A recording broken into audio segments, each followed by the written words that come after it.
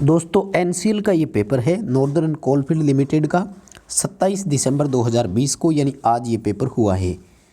Electrician trade theory के इसमें 70 question है, जिसका पार्ट 1 क्वेश्चन नंबर 1 से लेकर 35 तक हम पहले से डाल चुके हैं, और ये है पार्ट 2 जहां हम क्वेश्चन नंबर 36 से लेकर के 70 क्वेश्चन तक बात करने वाले हैं। दोस्तों यदि आपने पार्ट 1 नहीं देखा तो उसको ज़रूर देखें, ये हमारा पार्ट 2 है। सभी क्वेश्चन को लास्ट तक आप ज़रूर देखना और मिलान कर सकते हैं कि आपका कौन सा सही हुआ है, और जिन क्वेश्चन में ऑब्जेक्शन राइज करना है उन पर भी हम बात करेंगे। जब ऑफिशियल राइजेशन ऑब्जेक्शन के लिए हमें समय मिलेगा तो हम ज़रूर ऑब्जेक्शन इस पर करेंगे। नमस्कार दोस्तों, वीके नॉलेज इलेक्ट्रिकल में आप सभी का स्वागत है। कंपटीशन एग्जाम्स के प्रीवियस पेपर लेकर हम एक बार फिर उपस्थित हैं। नॉर्दर्न कोलफील्ड का ये पेपर शायद आपके पास भी होगा, तो मिलान कर लीजिए इसकी आंसर की एग्जैक्ट आंसर क्या आएगा। आज का हमारा सवाल नंबर 36 है कि एक ट्रांसफार्मर में मैक्सिमम एफिशिएंसी के लिए क्या कंडीशन है। सी ऑप्शन रहेगा, कॉपर लॉस आयरन लॉस जब बराबर होते हैं तो ट्रांसफार्मर का एफिशिएंसी मैक्सिमम होता है। इस पर हम पहले भी कई बार बात कर चुके हैं और इजी क्वेश्चन है। आई थिंक आप सबका ये क्वेश्चन तो सही हुआ होगा। सेकंड हमारा सवाल आज का, यानी 36 नंबर क्वेश्चन, एक ट्रांसफार्मर में एडी करंट हानि कैसे कम कर सकते हैं। जो एडी करंट हानि है वो कोर की लेमिनेशन पर डिपेंड करती है। जितनी पतली पत्तियां होगी एडी करंट हानि उतनी कम होगी, यानी हम कोर की जो लेमिनेशन है उनकी थिकनेस यानी उनकी मोटाई को कम करेंगे तो एडी करंट हानि कम हो जाएगा।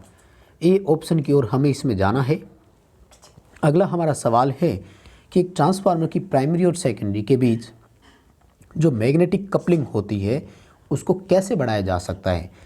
दोस्तों मैग्नेटिक कपलिंग उतनी ज़्यादा मजबूत होगी जितना लीकेज फ्लक्स कम होगा और रिलक्टेंस जितना कम होगा। सी ऑप्शन इसका सही रहेगा कि जो मैग्नेटिक कोर है वो लो रिलक्टेंस यानी निम्न प्रतिष्ठंभ वाले यूज करें तो हम कपलिंग को और ज़्यादा मजबूत कर सकते हैं। इसी तरह का सवाल हमने पहले भी देखा था। इसका सवाल पेपर में आता है कि ट्रांसफार्मर में लोहे कोर का उपयोग क्यों किया जाता है, तो वो इसीलिए आता है कि जो मैग्नेटिक पाथ होता है उसका रिलक्टेंस कम करने के लिए, मजबूत चुंबकीय फ्लक्स प्राप्त करने के लिए। हमें इस क्वेश्चन में सी ऑप्शन की ओर जाना है। अगला हमारा सवाल कि ट्रांसफार्मर में कौन सा लॉस ऐसा है जो भार के साथ मेन रूप से बदलता है, तो कॉपर लॉस आएगा। कोर लॉस जो है इसको लोहे हानियाँ बोलते हैं और ये उसी के दोनों पार्ट है, हिस्टैरिसीस और एडी करंट। तो कोर लॉस जो है वो अपना कांस्टेंट यानी स्थिर हानि माना जाता है, इसलिए कॉपर लॉस यानी ताम्र हानि जो है वो भार के साथ बदलता जाता है। ट्रांसफार्मर का पावर फैक्टर किस बात पर निर्भर करता है, तो आई थिंक ये भी आप सबका सही हुआ होगा कि ट्रांसफार्मर का पावर फैक्टर जो है वो भार पर निर्भर करता है हमेशा। अगला हमारा सवाल, नो लोड पर ट्रांसफार्मर का जो करंट होता है वो कितना होता है। दोस्तों इस चीज़ को देखो कैसे करना होता है, मैं बताऊं। हम सब जानते हैं कि ट्रांसफार्मर का नो लोड करंट जो है वो 2 से 5% होता है। नो लोड का पावर फैक्टर जो है वो 0.1 से 0.2 लैगिंग है, यानी पावर फैक्टर कम है, 0 के नज़दीक हो गया ना। इसका मतलब करंट जो है वो 90 डिग्री के नज़दीक लैगिंग करेगा और 90 के नज़दीक जो है वो ए रहेगा। ए ऑप्शन की ओर हमें जाना है। वैसे लगभग 75 डिग्री के आसपास से लैग बिहाइंड होता है, यहाँ 80 डिग्री दिया हुआ था। ए ऑप्शन आपको करना था। अगला जो सवाल हमारा है वो है कि अर्थ इलेक्ट्रोड का रेजिस्टेंस। दोस्तों यहाँ पर 2 क्वेश्चन होते हैं। देखो एक तो होता है ECC, अर्थ कंटिन्यूटी कंडक्टर का रेजिस्टेंस, तो इसमें तो उस अर्थ इलेक्ट्रोड से लेकर के घर में जहाँ तक सप्लाई पहुँचता है या बस बार तक सप्लाई पहुँचता है वहाँ तक का होता है। लेकिन अर्थ इलेक्ट्रोड की बात कर रहा है। इलेक्ट्रोड कौन होता है, जैसे प्लेट हो गई, रोड हो गया, पाइप हो गया, ये तो उसी की बात कर रहा है। तो उस अर्थ इलेक्ट्रोड का अर्थ के सापेक्ष कितना रेजिस्टेंस होता है, मैं इसमें ए ऑप्शन की ओर जाना चाहूँगा दोस्तों, और हम ऑफिशियल अपडेट जो आंसर किया आएगा उससे भी मिलान आपका करवा देंगे। इस क्वेश्चन का जहाँ तक है ए ऑप्शन ही सही रहेगा, अर्थ इलेक्ट्रोड से लेकर के अर्थ तक का प्रतिरोध। अगला सवाल है कि अर्थ पोटेंशियल कितना लिया जाता है, ये तो मैं पहले ही करवा चुका हूँ आपको। पृथ्वी का विभव 0 माना जाता है, यानी जितना भी करंट उसमें जाता है वो पोटेंशियल फ्री हो जाता है। अर्थ का प्रतिरोध भी शून्य ही माना जाता है, ध्यान रखना। लेकिन जैसे ही वहाँ लीकेज करंट जाता है तो वो पोटेंशियल फ्री हो जाता है। अर्थिंग वाली क्लास दोस्तों हमने करवाई थी और बिल्कुल वहीं से ये सारे क्वेश्चन आए हैं। देखिए, ये देखिए ग्राउंडिंग की जो परिभाषा है। साथियों, इस क्वेश्चन में भी आपको कंफ्यूज नहीं होना है। मैंने देखा है कि आंसर जो है कुछ लोगों के द्वारा अलग ही करवाए जा रहे हैं। ग्राउंडिंग क्या होती है ये सवाल पूछा है। ग्राउंडिंग के लिए बी ऑप्शन इसका बिल्कुल सही रहेगा दोस्तों।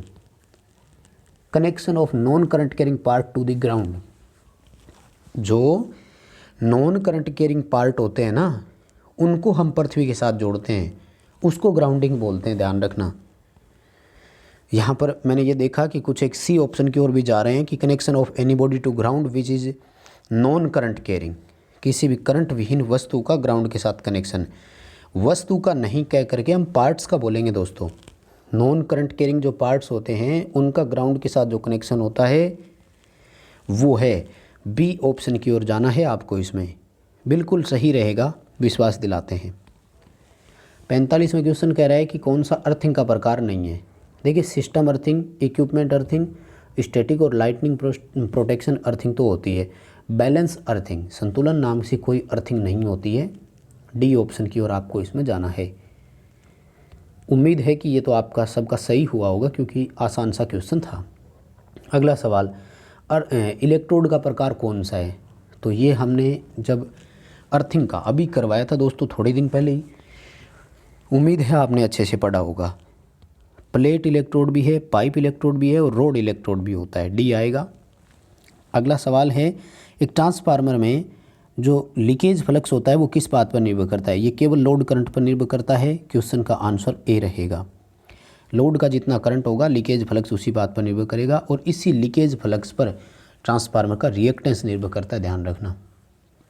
अगला सवाल है, ट्रांसफार्मर में रूटीन टेस्ट कौन सा नहीं है। रेडियो इंटरफेरेंस टेस्ट जो होता है ना, ये रूटीन टेस्ट नहीं है, जबकि पोलैरिटी, कोर इंसुलेशन, इम्पीडेंस ये हमें नियमित अंतराल के बाद चेक करना जरूरी होता है। बी ऑप्शन रहेगा। रेडियो इंटरफेरेंस टेस्ट जो है ये नियमित टेस्ट नहीं है। अगला सवाल, एक ट्रांसफार्मर में यदि पीक वोल्टेज प्राइमरी को दे दिया जाता है तो क्या होगा। देखिए, अभी तो हम आरएमएस मान देते हैं ना, ठीक है। अब सवाल यहाँ पर बड़ा कंफ्यूज करेगा स्टूडेंट्स आपको, लेकिन पहले तो मैं बताऊँ ऑप्शन रहेगा ए कि आयरन लॉस कम हो जाएगा।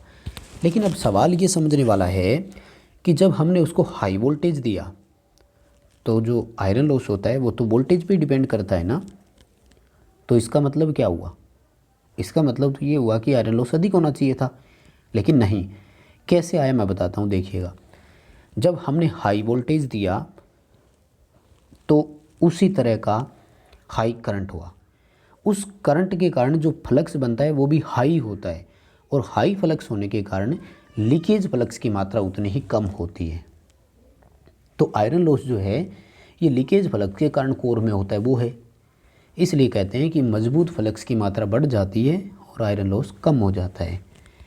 ए ऑप्शन इसका आपने सही रहेगा। अगला हमारा सवाल, ट्रांसफार्मर ऑयल का काम क्या है। करवा चुका हूँ मैं पहले भी। कूलिंग और इंसुलेशन देने का वो काम करता है। गतिशील कोई भाग नहीं है, इसलिए ल्यूब्रिकेशन की तो कोई आवश्यकता नहीं है।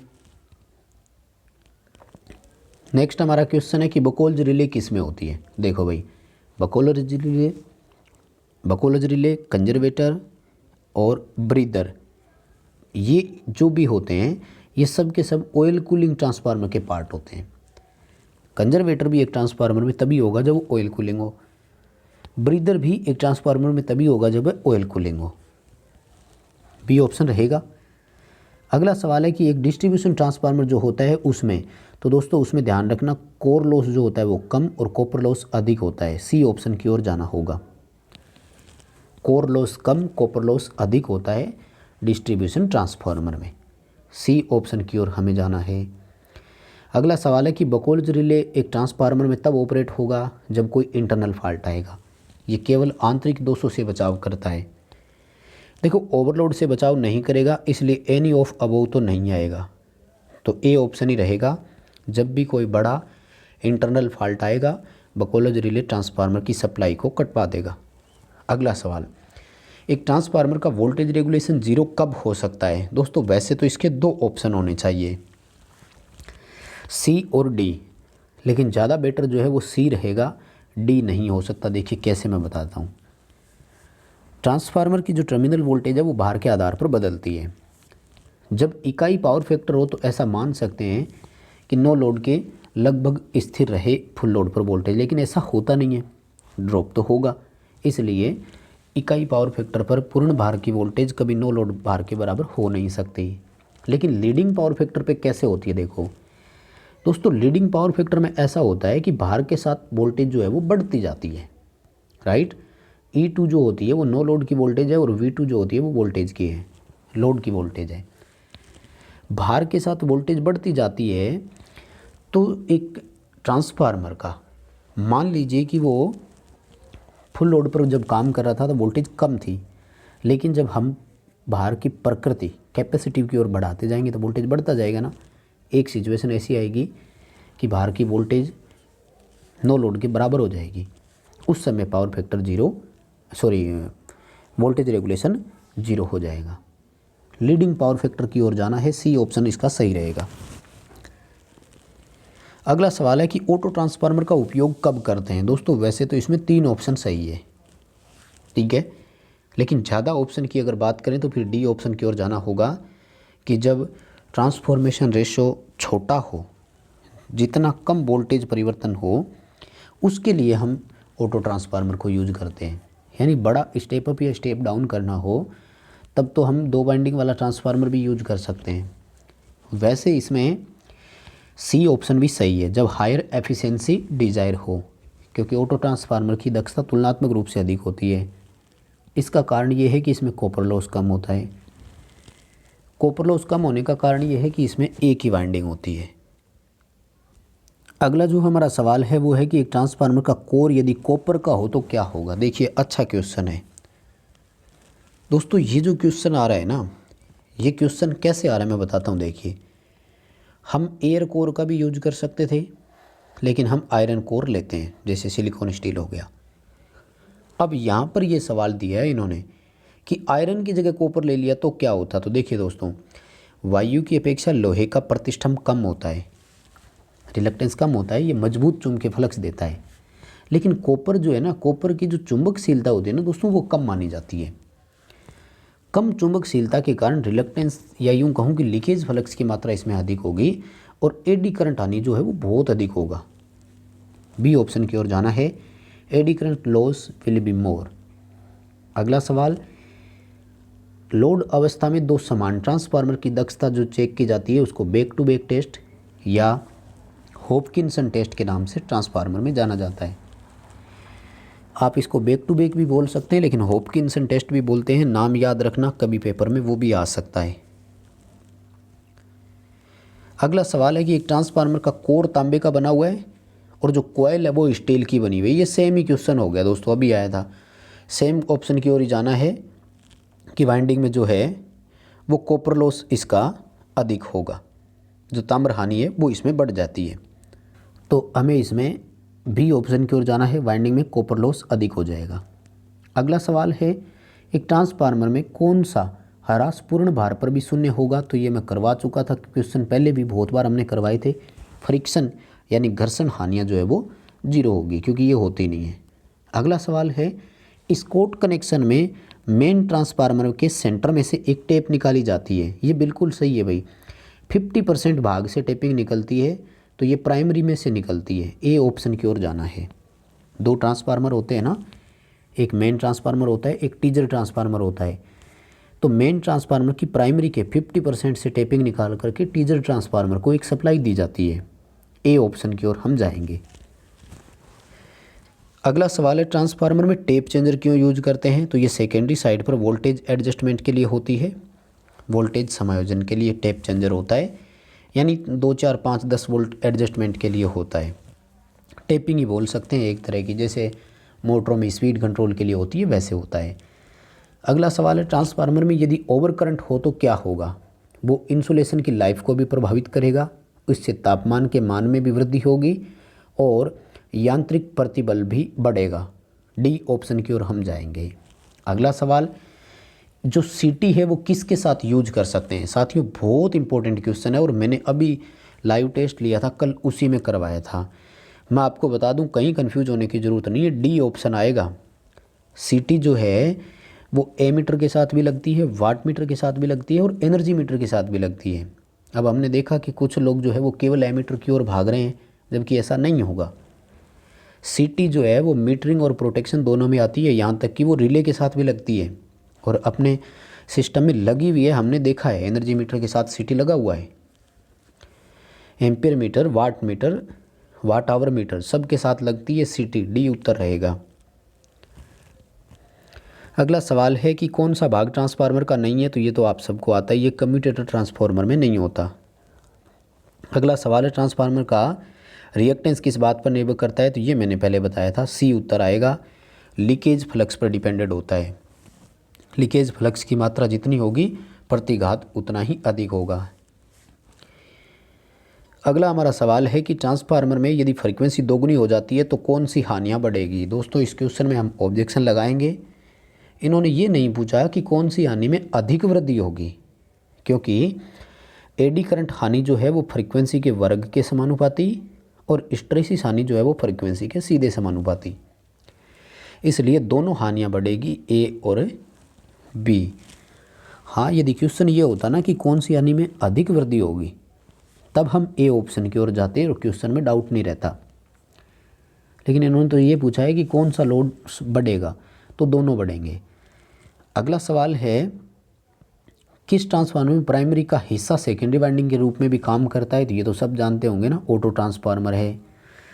और नेक्स्ट सवाल पूछा कि किस फ्रीक्वेंसी का समय अंतराल अधिक होता है। टाइम बराबर 1/, फ्रीक्वेंसी होता है। अधिक समय इसका मतलब फ्रीक्वेंसी जितनी कम होगी, तो 1 हर्ट्ज जो फ्रीक्वेंसी है इसका समय सबसे अधिक आएगा। एसी को डीसी में परिवर्तित करने वाला जो है वो रेक्टिफायर होता है, सिंपल है। और घरों में कौन सा रंग सामान्यतः फेज तार के लिए है, तो लाल रंग का फेज सामान्यतः देखने को मिलता है। दोस्तों ये थे 70 क्वेश्चन। दोनों पार्ट को आप ज़रूर देखें। पार्ट सेकंड में हमने 36 से 70 तक आज के इस वीडियो में देखा है। वीडियो पसंद आया है तो लाइक ज़रूर करना, आगे भी अपने दोस्तों को शेयर ज़रूर करना। आप हमारे चैनल पर नए हैं तो चैनल को भी सब्सक्राइब ज़रूर करें और पार्ट 1 को आपने नहीं देखा तो ज़रूर देखें।